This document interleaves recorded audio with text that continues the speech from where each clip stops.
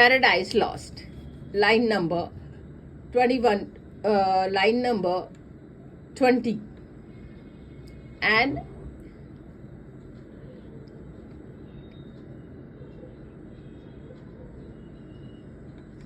(16 to 20). In this final section of the invocation, Milton reinforced the extraordinary nature of his undertaking.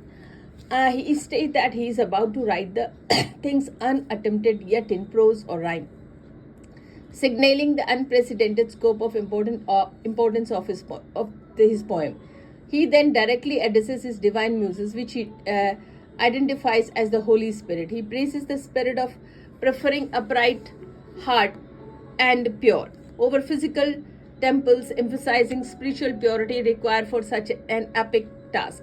Milton asked the Spirit to instruct me, acknowledge that the Spirit was present from the first and the very beginning of the creation. By invoking the Holy Spirit, Milton is seeing direct divine guidance, positioning his work and not merely as a literary achievement but as the divinely inspired and truthful account of humanity's deepest story.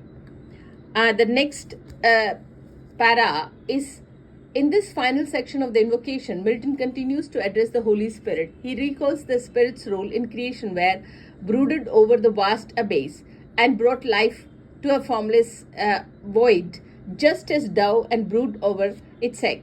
This imagery establishes the Spirit as source of creative power. Milton then makes a direct and personal plea, asking the Spirit to illumine what is dark within him, raise and support what is low. His ultimate goal is to receive the divine inspiration necessary to succeed in his great epic endeavor, asserts the eternal providence, and most famously justified the ways of God to man.